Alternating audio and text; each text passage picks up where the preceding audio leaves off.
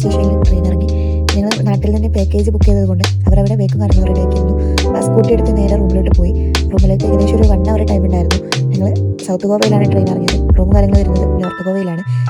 Morning time ആയതുകൊണ്ട് തന്നെ നല്ല തണുപ്പ് കാര്യങ്ങൾ ഫീൽ ചെയ്തിരുന്നു.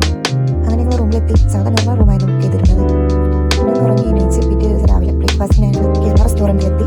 പാക്കേജിൽ തന്നെ ബ്രേക്ക്ഫാസ്റ്റ് കാര്യങ്ങളും ഉണ്ടായിരുന്നു. ഉച്ചക്കത്തെ ഭക്ഷണം പാക്കേജിൽ ഇൻക്ലൂഡ് ഉണ്ടായിരുന്നു. പിന്നെ ഞങ്ങൾ അവിടെയുള്ള സ്ഥലങ്ങളൊക്കെ കാണാൻ വേണ്ടിയിട്ട് പോയി. അന്ന് നോർത്ത് ഗോവ തന്നെയാണ് കറങ്ങുന്നത്. അവിടെയുള്ള ഒരുപാട് ബീച്ചുകൾ കണ്ട് വ്യത്യസ്തരം ബീച്ചുകളാണ് അവിടെ ഉള്ളത്. നമ്മുടെ നാട്ടിലുള്ള പോലെ ഒന്നുമില്ല. നമുക്ക് പോകേണ്ട സ്ഥലം കാര്യങ്ങളൊക്കെ നമുക്കൊരു മലയാളി കോർഡിനേറ്റർ ഉണ്ടാവും. അയാൾ ഫോൺ വഴി കാര്യങ്ങളൊക്കെ പറഞ്ഞുതരും. ഒരുപാട് ആളുകൾ ചോദിച്ചിരുന്നു നിങ്ങൾ എങ്ങനെയാണ് പോയത് എന്നുള്ളത്. ഞങ്ങളുടെ കൂടെ ആരുമില്ലായിരുന്നു, ഞങ്ങൾ ഒറ്റയ്ക്ക് തന്നെയായിരുന്നു. പിന്നെ ഞങ്ങളൊരു ഉച്ച ടൈമിൽ വീണ്ടും റൂമിലോട്ട് പോയി ഫ്രഷായി. ഏകദേശം ഈവനിങ് ടൈമായപ്പോൾ വീണ്ടും പുറത്തേക്ക് ഇറങ്ങി. അവിടെയുള്ള അഞ്ജന ബീച്ചിൻ്റെ മുകളിലോട്ട് പോയി. അവിടെ നല്ലൊരു അടിപൊളി വ്യൂ ആയിരുന്നു. നമുക്ക് ഈ വീഡിയോയിൽ കാണാൻ പറ്റും. അവിടെ ഒരുപാട് ആളുകളൊന്നും ഉണ്ടായിരുന്നില്ല. അതൊരു 5-6 ആളുകൾ ഉണ്ടായിരുന്നുള്ളൂ. ഞങ്ങൾ അവിടെ കുറേ നേരം സമയം സ്പെൻഡ് ചെയ്തു. പിന്നെ ഒരു നൈറ്റ് ആവാൻ നേരത്ത് ഞങ്ങൾ ബാഗ ബീച്ചിലോട്ട് പോയി. ബാഗ ബീച്ച് എപ്പോഴും മോണായിരിക്കുന്ന ഒരു ബീച്ചാണ് ഗോവയിൽ. അവിടെ ഒരുപാട് ആളുകളുണ്ടായിരുന്നു. പിന്നെ ഞങ്ങൾ കേരള റെസ്റ്റോറൻറ്റിൽ പോയി ഫുഡൊക്കെ കഴിച്ച് ഏകദേശം ഒരു 11 മണിയായപ്പോൾ വീണ്ടും റൂമിലെത്തി. രണ്ടാമത്തെ ദിവസം ഞങ്ങൾ സൗത്ത് ഗോവയിലോട്ടാണ് സ്ഥലങ്ങൾ കാണാൻ വേണ്ടിയിട്ട് പോകുന്നത്.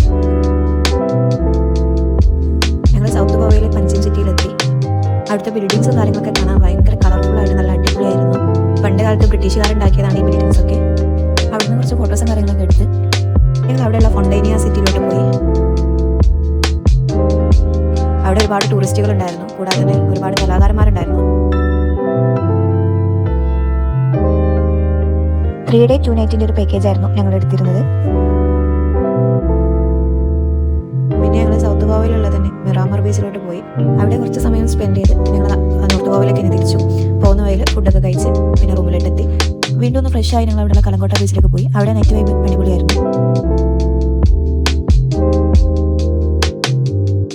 ഞങ്ങൾ ഒരുപാട് സമയം അവിടെ സ്പെൻഡ് ചെയ്തു. മോള് കുറച്ച് സമയം വെള്ളത്തിലൊക്കെ കളിച്ച് പിന്നെ ഞങ്ങൾ ഫുഡൊക്കെ കഴിച്ച് പിന്നെ റൂമിലോട്ട് പോയി. മൂന്നാമത്തെ ദിവസം രാവിലെ ഞങ്ങൾ ബ്രേക്ക്ഫാസ്റ്റ് കാര്യങ്ങളൊക്കെ കഴിച്ച് അവിടെ റൂമിൻ്റെ അടുത്തുള്ള ബീച്ചിലോട്ട് പോയി. അവിടുന്ന് വീഡിയോസും ഫോട്ടോസും കാര്യങ്ങളൊക്കെ എടുത്ത് തിരിച്ച് റൂമിലോട്ട് തന്നെ പോയി. അവിടെ പൂളിൽ കുറച്ച് സമയം സ്പെൻഡ് ചെയ്ത് ഞങ്ങൾ റൂം വെക്കേറ്റ് ചെയ്തു. അവിടുന്ന് ലഗേജും കാര്യങ്ങളൊക്കെ എടുത്ത് ഞങ്ങൾ തിരിച്ച് റെയിൽവേ സ്റ്റേഷനിലോട്ട് പോയി. ഞങ്ങൾക്ക് വൈകുന്നേരം 4:30 മണിക്കാണ് ട്രെയിൻ. അപ്പോൾ അതായിട്ടാണ് നിങ്ങൾ വീഡിയോ കാണുമെങ്കിൽ ലൈക്ക് ചെയ്യുക, സബ്സ്ക്രൈബ് ചെയ്യുക, സപ്പോർട്ട് ചെയ്യുക. Okay, by.